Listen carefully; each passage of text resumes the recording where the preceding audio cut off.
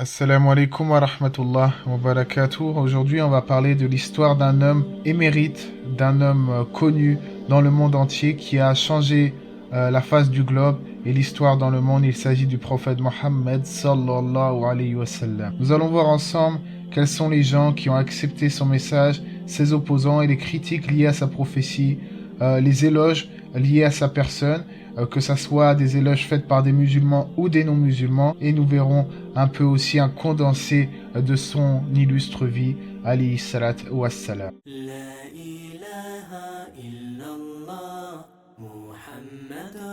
Avant d'entamer son histoire, faisons un petit résumé de son portrait physique et moral. Dans son plus bel âge, le messager de Dieu avait un visage somptueux, somptueusement beau et rond, qui est décrit d'ailleurs par ses compagnons comme ressemblant à la pleine lune. Et vous savez, à l'époque, dans le contexte arabe, il y a 1400 ans, quand les Arabes voulaient décrire quelque chose d'excessivement beau, de magnifique, que ça soit un objet ou autre, quand vraiment ils voulaient décrire la beauté, c'était la lune. Ils considéraient la lune comme vraiment quelque chose de magnifique, et ce n'est pas pour rien qu'ils décriront le prophète comme ressemblant à la face de la lune. Il n'était ni trop grand ni trop petit, mais était plutôt de taille moyenne, de taille intermédiaire. Sa peau était d'un blanc éclatant, et le messager était également doté d'une barbe noire particulièrement fournie. Au niveau de son allure, il avait une démarche modeste, toujours dans la modestie, jamais habillé avec de l'or, de la soie, des parures. Au contraire, malgré son statut de prophète, avec des millions de gens qui le suivent, il restait toujours humble, modeste, et ne cherchait pas à montrer qu'il a un statut plus haut qu'un autre. Il avait un regard chaste et timide. Ses yeux étaient plus collés au sol, si vous voulez, qu'au ciel. Il baissait souvent le regard. D'ailleurs, la plupart de ses regards étaient liés à l'observation. Quand il rencontrait des gens, il était toujours le premier à saluer. De nature taciturne et méditatif, il ne parlait jamais pour rien, mais au contraire, chaque parole qu'il prononçait avait un but et un sens voulu. Sage, ses paroles étaient d'ailleurs toujours dénuées de futilité. Il était abordable pour les gens. N'importe qui, peu importe le niveau social, pouvait venir lui parler. Il était habillé, comme je le disais, avec une telle modestie qu'un homme qui ne le connaissait pas n'aurait pu le distinguer de ses autres compagnons, malgré son statut de prophète. Et oui, les prophètes étaient des gens qui ne cherchaient pas le prestige ou la renommée personnelle, ils ne cherchaient pas la gloire ou la richesse, et quand on leur présentait, et c'est arrivé avec le prophète Mohammed sallallahu alayhi wa sallam, quand on leur proposait un choix entre délaisser son message et, en contrepartie, de lui donner de l'or, des palais, des richesses, il refusait cela. Il refusait ce bas monde au profit du message qui lui a été révélé. Le prophète ne négligeait aucun bienfait. Il ne critiquait pas les plats qu'on lui cuisinait. Quand il n'aimait pas, il laissait, mais il ne critiquait pas ce dernier. Et peu importe l'aumône qu'un fidèle faisait, il ne disait pas que cela était trop petit. Au contraire, il acceptait cela. Il ne prenait personne de haut, il était extrêmement tolérant. Jamais il ne se mettait en colère ou ne se vengeait pour sa propre personne. De nature souriante, il ne riait pas à gorge déployée, vous savez, à tel point qu'on le voyait s'écrouler par terre. Il restait digne, même quand il rigolait, il se contentait de sourire noblement. Malgré ses nombreuses fonctions et ses nombreuses tâches, il est toujours resté ferme et déterminé, fidèle à sa mission. En effet, chef religieux, enseignant, chef militaire, c'était aussi un mari dévoué, toujours au service de sa famille. Patient et serein face à l'adversité, il était respectueux de tout le monde, même à cette époque où il y avait encore l'esclavage qui était de mise, il les respectait. Il amenait les gens à vouloir émanciper les esclaves, et quand bien même lui il avait un serviteur à son service, il me semble que c'était Anas ibn Malik, eh bien Anas ibn Malik lui-même a décrit qu'il n'a jamais fait une chose que le prophète lui a reproché. Au contraire, jamais le prophète ne lui a dit pour une chose qu'il a faite pourquoi est-ce qu'il l'a faite, et pour une chose qu'il n'a pas faite pourquoi il ne l'a pas faite. Au contraire, il était respectueux même des gens qui étaient à son service, bien qu'il amenait les gens à vouloir émanciper leurs esclaves. Comme je le disais, il était patient et serein face à l'adversité et à l'animosité. Il était pardonneur et juste. Parmi ses qualités, il n'était également pas moqueur. Il ne critiquait pas les gens. Il ne cherchait pas à scruter, si vous voulez, le défaut des gens comme nous on le fait aujourd'hui. Contrairement à la plupart des gens et à nous-mêmes dans notre communauté, on passe notre temps à critiquer, à chercher les erreurs et les défauts des gens. Eh bien, sachez que le prophète n'était pas comme cela. Quand il s'exprimait, ses paroles étaient telles des perles qui s'enchaînaient les unes après les autres. Et le silence qui prenait place lorsqu'il parlait était limite troublant, à tel point que des oiseaux auraient pu venir se coller sur la tête des gens qui l'écoutaient, c'est-à-dire de son auditoire. Quand le prophète avait le choix entre une chose facile et difficile, quelle chose choisissait-il d'après vous? Il choisissait la chose la plus simple, la plus aisée et la plus facile. C'était un homme doux et souple. Comme Allah nous l'a dit dans son noble livre, si tu étais dur, au cœur rude, il se serait certes enfui de toi. Mais sans plus attendre, découvrons la vie et le parcours du dernier prophète de l'humanité. À savoir, avant de parler de sa naissance, que son père est mort avant sa naissance. Le guide des messagers est né à la Mecque, donc en Arabie Saoudite, en Arabie à l'époque, dans les années 570-571 après Jésus-Christ, selon les historiens, en gros vers la fin du VIe siècle. Il est rapporté que lorsque sa mère Amina l'a mise au monde, il y a eu simultanément plusieurs miracles partout dans le monde. Parmi certains d'entre eux, 14 balcons s'écroulèrent au palais de Kisra et le feu qu'adoraient les rois mages s'éteignit, ainsi que d'autres événements que nous ne citerons pas ici. À l'âge de 4 ou 5 ans, durant son enfance, alors que le prophète Mohammed jouait avec les garçons de son âge, l'ange Gabriel saisit le prophète et le mit à terre pour ensuite fendre son cœur et en extirper une adhérence, tout en lui disant « Ceci est la part que Satan a pour toi ». C'est connu, donc cet événement pourrait être la fente de la poitrine du prophète. Ensuite, l'ange purifia cette substance dans un récipient doré avec de l'eau bénite, donc l'eau de Zemzem, pour lui remettre cela après dans sa poitrine. Et les jeunes garçons, ils ont eu peur et se sont écriés « On a tué Mohammed !» Les gens accoururent vers le prophète et ils trouvèrent le prophète tout pâle. Anas dit plus tard avoir vu l'effet de l'opération sur la poitrine du messager. Quelques années plus tard, à l'âge de 6 ans, la mère Amina, donc la mère du prophète, entreprit un voyage à Yathrib, donc l'ancienne Médine, pour aller visiter la tombe de son mari décédé. Mais suite à une grave maladie, malheureusement, elle décédera. Il sera par la suite recueilli par son grand-père jusqu'à ce que lui aussi décède. Le prophète aura alors 8 ans et sera cette fois-ci pris en charge par son oncle Abu Talib. Durant sa jeunesse, le prophète n'avait pas de travail fixe, mais faisait plutôt plusieurs métiers simultanément, jusqu'à s'occuper de moutons, un peu comme le prophète Moïse, Moussa alayhi salam. Il était déjà là connu pour être quelqu'un, si vous voulez, de digne de confiance. On l'appelait d'ailleurs Al-Amin, car il était fidèle à ses promesses, fidèle à ses engagements et avait des mœurs grandioses. C'est pour cela que, même quelques années plus tard, quand le prophète sera octroyé de sa mission et que les polythéistes de Quraysh décideront d'attaquer le prophète, non pas pour sa personne, mais pour son message, ils le reconnaîtront toujours jusqu'au bout qu'il est Al-Amin, le digne de confiance. À ce titre, même si ses ennemis avaient volé ses biens et avaient fait du mal à ses proches, avaient torturé ses proches, eh bien le prophète aurait pu transgresser, comme n'importe quel chef de guerre faisait, aurait pu garder les biens qu'il leur avait confiés, parce que vous savez, en fait, le prophète, il gardait le dépôt. Les Arabes lui confiaient des biens car ils savaient que lui, il les garderait. Ils avaient confiance en lui. Et bien même quand ces Arabes-là se sont retournés contre lui, ils n'ont jamais pensé à lui dire « Rends-nous notre argent, rends-nous nos biens », car ils savaient que même là, même en le combattant, même en lui faisant du mal, il serait encore digne de confiance.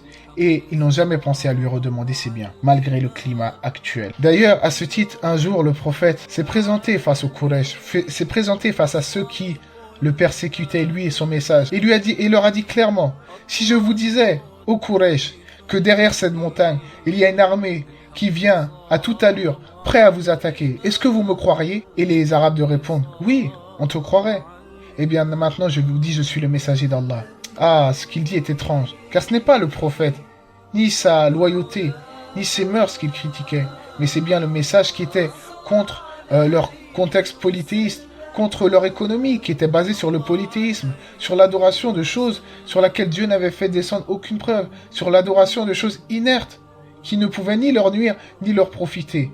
Et c'est pour ce message qu'ils ont combattu le prophète, mais malgré tout ils avaient toujours confiance en lui, Al-Amin, le digne de confiance. C'est au mois d'août de l'année 610 après Jésus-Christ que, en pleine méditation, car le prophète faisait des retraites spirituelles à ce moment-là, pour la première fois, l'ange Gabriel révéla la révélation au prophète Mohammed sallallahu alayhi wa sallam dans la grotte de Hira. Et c'est ensuite, entre 40 ans et 63 ans, donc pendant 23 ans, que la prophétie descendra au compte-gouttes par l'intermédiaire de révélations transmises à l'oral par l'ange Gabriel, donc de révélations venant du Tout-Puissant, le Coran, Al-Qur'an, la dernière révélation divine pour toute l'humanité. Dieu a choisi pour délivrer son dernier testament, son dernier message si vous voulez, puisqu'on a eu l'Ancien Testament, la Torah, le Nouveau Testament, l'Évangile et le Dernier Testament, le Coran. Donc Dieu a révélé pour son ultime message un homme d'une perfection déconcertante aux moralités accomplies. Sur le champ de bataille, puisqu'à un moment il y avait des guerres, évidemment, son message ne s'est pas fait sans attaque et sans adversité.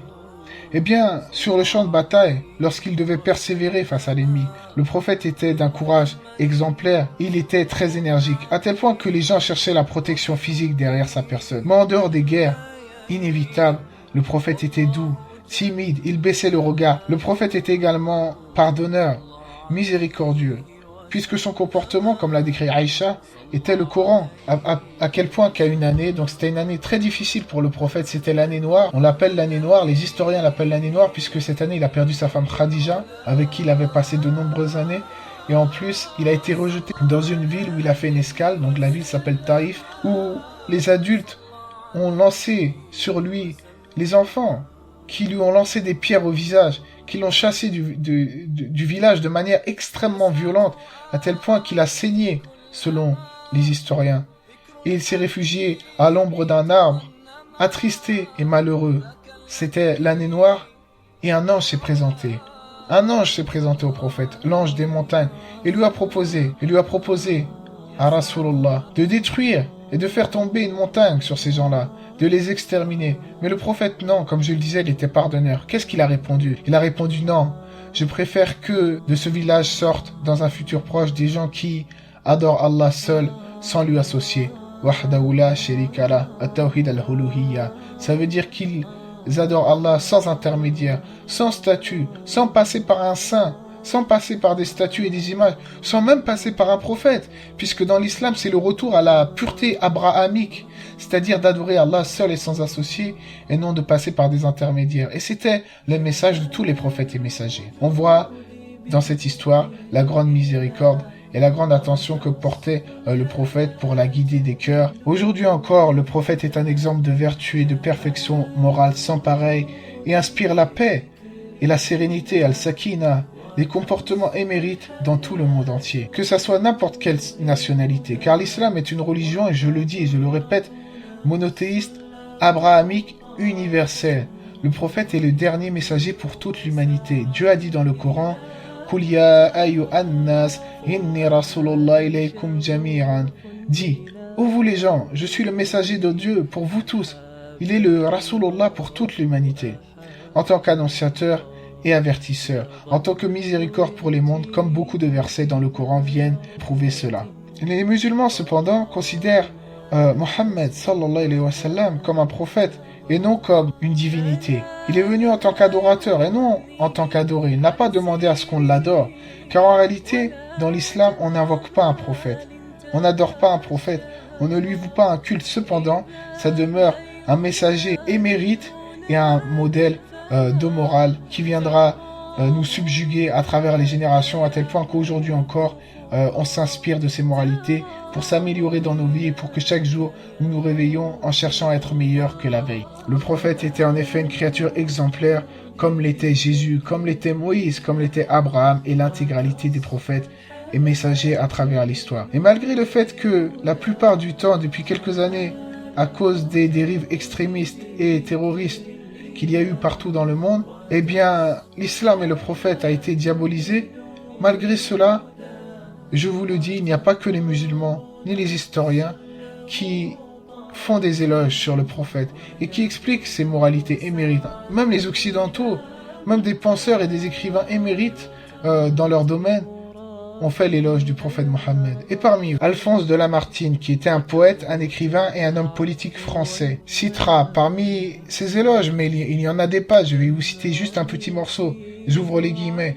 Si la grandeur du dessein, la petitesse des moyens et l'immensité du résultat sont les trois mesures du génie de l'homme, qui osera comparer humainement un grand homme de l'histoire à Mahomet, selon ces termes. George Bernard Shaw, écrivain et critique irlandais, né à Dublin, a lui écrit « J'ai toujours été d'une grande estime pour la religion prêchée par Mohammed, parce qu'elle déborde d'une vitalité merveilleuse. Elle est la seule religion qui me paraît contenir le pouvoir d'assimiler la phase changeante de l'existence-pouvoir qui peut la rendre si alléchante à toute période. J'ai étudié cet homme merveilleux et à mon avis, loin d'être un antéchrist, il doit être appelé le sauveur de l'humanité. Je crois que si un homme comme lui devait assumer la direction du monde moderne, il réussirait à résoudre tous les problèmes d'une façon qui lui apporterait la paix et le bonheur tant désirés. J'ai prophétisé sur la foi de Mohammed qu'elle sera acceptable à l'Europe de demain, comme elle commence à devenir acceptable à l'Europe d'aujourd'hui. Fin de la citation, je pourrais en citer beaucoup d'autres, mais comme on le voit, il y a de plus en plus de conversions à l'islam, et c'est justement, en général, par rapport non seulement aux miracles du Coran, que ce soit des miracles scientifiques, ou que ce soit des miracles numériques, ou que ce soit des miracles dans le sens et dans l'expression unique des paroles divines du Coran, ou que ce soit par la moralité et mérite du prophète Mohammed. Beaucoup de gens se convertissent à l'islam de plus en plus et nous remercions Dieu de cela. Pour finir, le prophète Mohammed qui, par sa détermination, a réussi à mener à bien la mission que Dieu lui a confiée, est un exemple, je le répète, pour nous autres. Il sera bien plus intéressant, je pense, d'étudier sa vie et la vie de nos prophètes que d'étudier la vie des footballeurs, des chanteurs, parmi les créatures dont la moralité sont souvent corrompues pour la plupart. Je ne dis pas que tous sont corrompus, donc pourquoi ne pas étudier la vie de véritables personnalités qui ont marqué l'histoire et qui étaient des personnes importantes et proches de notre Créateur? Pourquoi ne pas s'imprégner de leur comportement prophétique et de leur moralité? Ces hommes, de Abraham à Moïse, de Jésus à Mohammed, en réalité, ce ne sont pas des contes pour enfants que nous vous racontons. Ce ne sont pas des légendes ancestrales, mais bien des élus de l'être suprême qui, par miséricorde, ne nous a pas délaissés et laissés à l'abandon. Au contraire, il nous a envoyé des livres et des messagers parmi des hommes issus de nous-mêmes, qui ont pour mission justement de nous transmettre ce message.